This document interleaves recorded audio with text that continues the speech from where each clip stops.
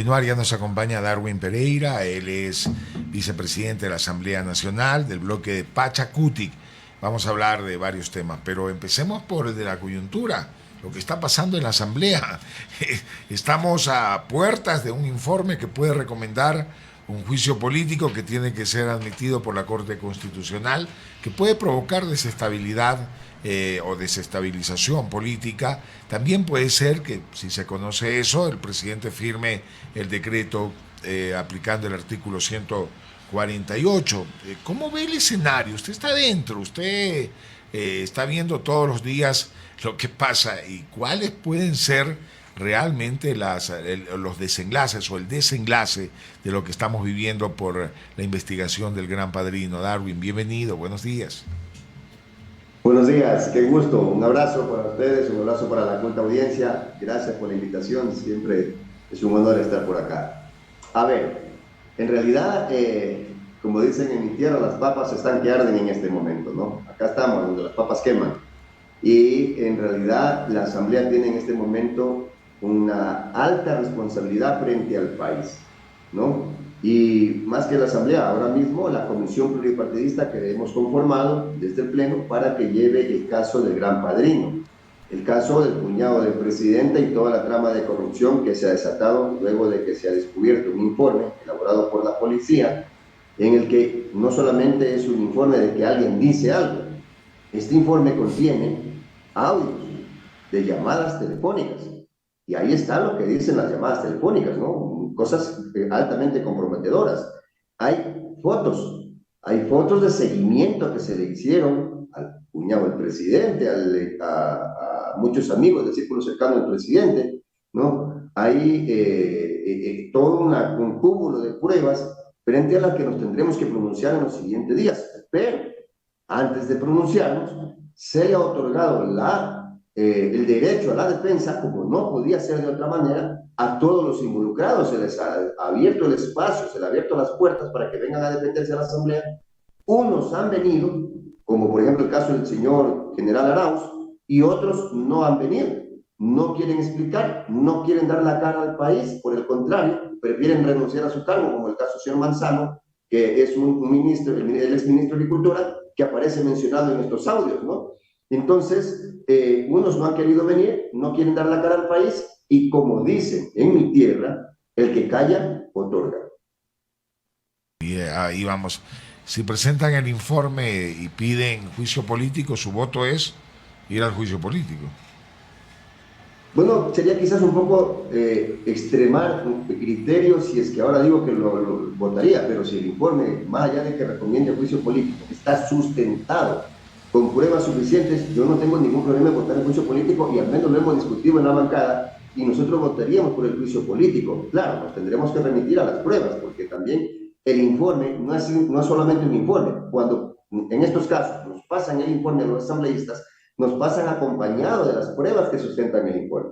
Y entonces nosotros no solamente tenemos la obligación de revisar el informe y de con cabeza caliente venir a decir acá, el informe dice esto, no, nuestra obligación es también revisar las pruebas que sustentan el informe para poder emitir nuestro voto. Pero sí, nosotros no tenemos ningún problema en votar a favor del juicio político si que así se sustenta para el día de que nos llegue el informe.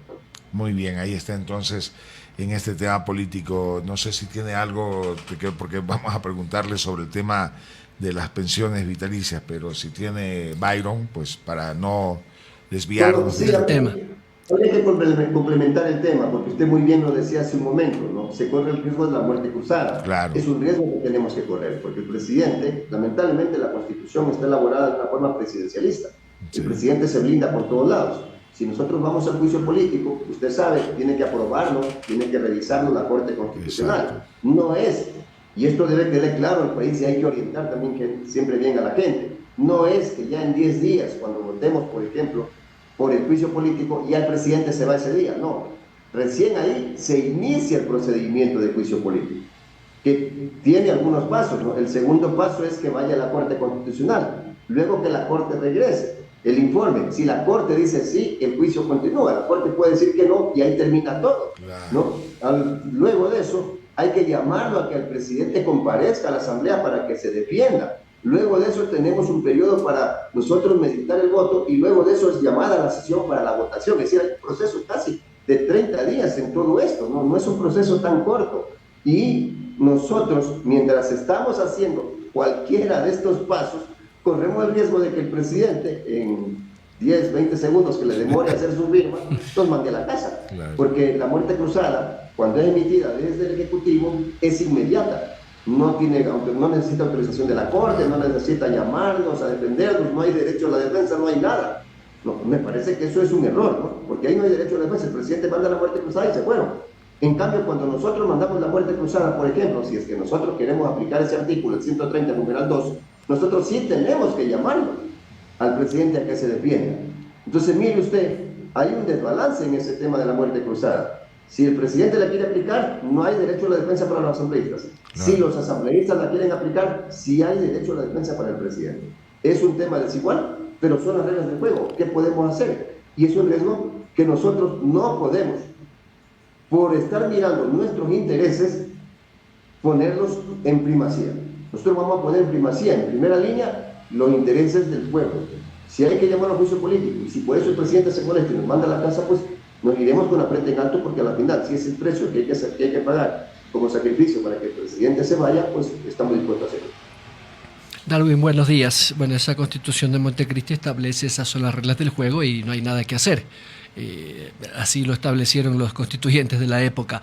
Escuchaba a su colega legislador de Pachacútec, a Vanegas, y decía que efectivamente, según el informe, lo leyó de hecho, dijo, no, aquí no hay ningún argumento. No sé si al interior del bloque hay una unidad de criterios en torno a lo que dice ese informe policial. Bueno, nosotros no podemos basarnos en el informe policial, sino en el informe que elabore la comisión. Claro, pero el insumo de la comisión es el informe de la policía. No sé si el señor Vanegas viajó al futuro y lo leyó al informe en el futuro, porque el informe de la comisión no ha sido elaborado y es sobre el que nos tenemos que pronunciar. El informe policial es apenas una de las pruebas es un insumo que se han aportado en este procedimiento. Entonces, mal haríamos en pronunciarnos sobre el procedimiento y no sobre el resultado. Pero políticamente no devela un desacuerdo al interior del bloque. ¿Hay unanimidad en el bloque como para el juicio político? Yo creo que va a haber unanimidad del bloque, más allá de que el señor Ricardo Vanegas, ustedes mejor que nadie saben, no es de Pachacútec, fue invitado a participar por Pachacútec, inclusive él lo ha aclarado, la versión de él no representa la versión del bloque. Nosotros, como hemos dicho, tomaremos una decisión cuando tengamos el informe en mano, que dicho sea de paso, ustedes mejor que yo lo conocen, el informe llega acompañado de las pruebas, y solo sobre eso nos tenemos que pronunciar, no podemos pronunciarnos anticipadamente, pero yo coincido con usted, el señor Ricardo Vanegas se ha presentado a los medios como el abogado, como el mejor abogado defensor que tiene el señor Guillermo Lasso en este momento, y eso sí incomoda al bloque, me tiene incómodo a mí, debo decirlo con toda la honestidad del caso, porque básicamente se ha declarado el mejor aliado del señor Guillermo Lasso, siendo de un movimiento que tenemos que cuidar mucho lo que hacemos frente a la decisión del pueblo y frente al mandato de la gente que nos mandó a la Asamblea Nacional. Claro. Vamos ahora con el tema por lo cual le hemos invitado a Darwin, que es el asunto de haber presentado un proyecto para extinguir las pensiones vitalicias de los exmandatarios y usar esos recursos para acciones sociales. Pero este informe, para segundo debate, se modificó el contenido y ahora se sugiere reducir al 75% de las actuales pensiones que reciben los expresidentes y exvicepresidentes. ¿Cuál es el espíritu del proyecto presentado por usted, Darwin? ¿Qué pasó? Porque lo vi a Mario Ruiz enojadísimo, que estaba bravísimo ese día. ¿Qué fue lo que pasó? Que lo tiraron al córner y que estaban realmente ustedes contrariados. Sí, mire, las pensiones vitalicias representan solo en lo que va del año 2000 para acá más o menos 20-25 millones de dólares, ¿no? Una plata que usted se puede imaginar cuánto nos hubiese servido para poner medicinas en el Eugenio Espejo, o para poner medicinas en cualquiera de los hospitales del país, o para arreglar muchos equipos que con 20,000, 30,000, 40,000 dólares se arreglan y pueden tranquilamente funcionar. Usted va a los hospitales ahora mismo y le dicen el laboratorio no vale, vaya a hacerse un laboratorio particular del examen, no vale el tomógrafo, vaya a hacerse la tomografía en un laboratorio particular.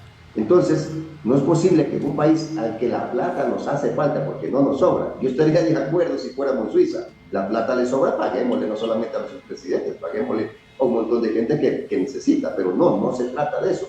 Nos falta plata, la gente se nos muere en las puertas de los hospitales porque muchas veces no hay para una medicina, hay niños con enfermedades catastróficas a las que no le entregan las medicinas y se nos están muriendo. Frente a esta desigualdad, es inconcebible que sigamos manteniendo estas pensiones vitalicias que, déjeme decirle una cosa, son extremadamente inhumanas. ¿Por qué? Primero porque le pagamos $4.200, eso es lo que se paga por pensiones vitalicias a los mandatarios, a personas por no hacer absolutamente nada, ¿no? No hacen nada. Alguien me decía, en otros países por lo menos son senadores vitalicios y a la final están cumpliendo alguna función para el país. Acá no hacen nada, se van y ahora sí a disfrutar de esos 4.200. Punto uno. Punto dos, resulta que muchos de los exmandatarios de la investigación que tenemos cobran pensión jubilar. Es decir, lo ordeñan al Estado por la teta del seguro y lo ordeñan al Estado por la teta de las pensiones vitalicias. Imagínense cuánto se llevan mensualmente a sus bolsillos. 3, hágase para atrás, son hereditarias. Si se muere el exmandatario, la cobran los herederos, ¿sí? O sea, es una cosa de locos. 4, ¿sí? Esto también cáigase para atrás. Pueden transmitirse en derecho. Es decir, yo le puedo decir, como yo me estorba la plata, ya robé mucho en el gobierno, estoy poniendo un ejemplo, entonces que la cobre un pariente que le hace falta la plata. Y así tenemos jóvenes llenos de vida, que no han prestado un solo servicio al país, cobrando pensiones vitalicias, y le voy a poner clarísimo el ejemplo, es el caso de un familiar del expresidente Yamil Maguad. Él no cobra, le transfirió el derecho a una tercera persona, a un familiar de él. O sea, estas cosas suceden con las pensiones vitalicias y eso no puede seguir pasándonos. Repito, no nos sobra la plata y por lo tanto nosotros hemos planteado la eliminación completa, la eliminación total. No que bajen un poquito, que pongamos otro poquito acá. Pero resulta que nuevamente vamos a una comisión de la Asamblea Nacional y aquí también cállase para atrás, pues se alía el gobierno nacional de Guillermo Lasso con UNES, el movimiento del correísmo, y plantean dos cosas que me parecen inverosímiles. Primero, reducirles un poquito. Dice, ya no que sea el 100%, ahora paguemos el 75% del sueldo de lo que gana un presidente. Uno, cosa que nosotros no hemos planteado. Están distorsionando nuestro planteamiento porque yo soy el autor del proyecto y sé perfectamente lo que planteé. Y segundo, ¿saben lo que dicen? Es una locura. Que ahora pueden cobrar también aquellos presidentes que fueron condenados por delitos de corrupción. ¿Sí? Entonces, levantan esa prohibición que ahora está, obviamente, está vetado de que ellos puedan cobrar. O sea, y en una alianza entre ellos. Lo único que nos está salvando en este momento es un informe de minoría que la presenta el compañero Salvador Quispe, que es miembro de esa comisión, y que dice, no, deben eliminarse todas las pensiones. Lamentablemente esto debió haberse tratado la semana pasada, claro. Pero la ponente se excusó y no se pudo tratar el tema y consecuentemente tenemos máximo un mes para que el presidente nos vuelva a convocar para tratar este tema como un nuevo o una nueva ponente. Vea usted, por eso era que Mario estaba enojado, ¿no? Lo hacen enojar a Mario. No lo vi, estaba enojadísimo. Yo me río cuando celebra, ¿lo ha visto Mario cuando celebra? Pero yo cuando se enoja es súper. Yo ya le he dicho que no tenga tanto coraje Mario, pero no me acepta. Asambleísta, me gustaría consultarle su criterio a propósito de esto que la ministra fiscal anunció ayer de presentar acusaciones contra el expresidente Lenín Moreno por el caso de ENA Papers y que ahora se va a denominar Sinohydro. Se habló mucho de este tema, pero nunca pasó más allá de una investigación periodística o de una denuncia a nivel político en la Asamblea. ¿Cuál es su criterio? Mi criterio es que es una bomba de humo que ha lanzado la fiscal para salvar al presidente Guillermo Lasso. Disculpe que sea tan directo. Aquí en esta radio me conocen que yo no tengo pelo en la lengua. ¿Sí? Es una bomba de humo como es una bomba de humo lo del general Gabela. Están buscando desesperadamente, ¿sí?, distractores, elementos distractores que en política muchas veces funcionan muy bien para desviar la atención del gran padrino. Entonces lo que quieren es que la gente deje de ver al ladrón de acá para que miren al ladrón de allá. Y repito, discúlpenme que tenga que usar estas palabras de ser tan directo, pero eso es todo. Ya, el tema del INA Papers, que pongan el nombre que le pongan, tiene que ser investigado y que ya está en las manos de la justicia, que ya tuvo su show, que ya se dijo todo lo que se tenía que decir en los medios de comunicación. No puede venir ahora mismo y tirarlo como una bomba mediática para que la gente deje, repito, de mirar a un ladrón para mirar a otro ladrón. Yo creo que me parece que Es un distractor, entonces. Es un elemento distractor, porque esto debe haberse hecho hace tiempo. Claro. Hace tiempo la fiscal tiene las pruebas. ¿Cómo así justo ahora? Y yo le voy una apuesta. Le voy una apuesta. Si quiere, ahora mismo hagamos la apuesta. Archivamos el juicio político en el evento de que se archive. Y se acaba el ruido de INA Papers. Nuevamente, 1 año, 2 años permanecerá dormido. ¿Sí? Se acaba el escándalo, muy doloroso, por cierto, y yo no puedo estar más que de acuerdo que se sepa la verdad en el caso del señor Gabela, del ex general Gabela. ¿Sí? Son elementos distractores. Son elementos distractores para salvar al gobierno de Guillermo Lasso, que ya no tiene escapatoria, no tiene salida, ¿no? Se está quedando hasta sin ministros, se está quedando hasta sin su círculo más cercano. Frente a ello, están tratando de salvarle el pellejo a través de elementos distractores. Pero, asambleísta, ahí me surge una duda, porque hace un par de semanas, 3 semanas, cuando hubo el primer escándalo del Gran Padrino, la Fiscalía allanó la presidencia, de hecho denominó el caso como el encuentro. El presidente salió en una cadena y cuestionó duramente a la Fiscalía, luego el retiro de los policías, de los agentes investigadores, que sí, que no era. Es decir, se nota que ahí no hay una buena relación. Y la fiscal también ha sido muy, muy crítica en un par de comparecencias en la Asamblea. Entonces, ahí no parece que hubiera una buena relación, mucho menos en este caso, hablar de esto, de tener esta cortina de humo, ¿no? Miren, yo he sido muy claro en mi vida y tengo que esa es una regla de vida. No tiene la culpa el mentiroso, sino quien le crea al mentiroso sabiendo que es mentiroso, ¿no? Entonces, cuidado que nos creemos estos shows. ¿Cuántos allanamientos ha hecho la fiscal Diana Salazar? ¿Sí? ¿Se acuerda usted de los allanamientos que hizo por el famoso caso Danubio? ¿Sí? Ya se enfrió todo, ya no ha pasado nada. Ya cada quien camina libre por este país, de todos los involucrados. Ahí está, muy archivadito. Y así esta fiscalía se ha convertido en la fiscalía del show de los allanamientos. Todos los allanamientos no han sido más que puro show para presentarse al país como que luchan contra la corrupción, pero al final del día yo le pregunto a usted, ¿dónde están los resultados? ¿Cuáles son los resultados que hemos visto? Yo no caigo en el show de los mentirosos, ¿no? A mí que no me engañen. Muy bien, asambleísta. ¿Qué tienen en la agenda? Lo veo que está listo para la sesión. Hoy vamos por el juicio político al ex general ministro del Interior, Patricio Carrillo. ¿Ya? Y básicamente eso es lo que está para el día de hoy. No obstante, hay otros temas que están en agenda. Se viene ya, yo creo que más tardar en unos 10 días, calculamos, no, la próxima semana, si la memoria no me falla, el tema de la Ley Orgánica de Educación Superior, que es un tema también muy importante para el país y que el país lo va a conocer. Hay un tema de un juicio político para el ministro de Obras Públicas por la vialidad del país que está destrozada, al menos en mi provincia, la carretera Machala-Guayaquil, que usted normalmente se hace 2 horas y media, hoy se está haciendo de 5 a 6 horas, con un congestionamiento fatal, terrible, por una carretera que ya no sirve, y así lo han denunciado en muchas otras provincias del país. Entonces, la verdad que tenemos una dura tarea, ¿no? Y esperemos, pues, que el presidente no nos mande a la casa y nos deje hacer nuestros deberes tranquilos. Muy bien, Darwin Pereira, gracias por atender la entrevista. A las órdenes. Buenos días. Vicepresidente de la Asamblea Nacional.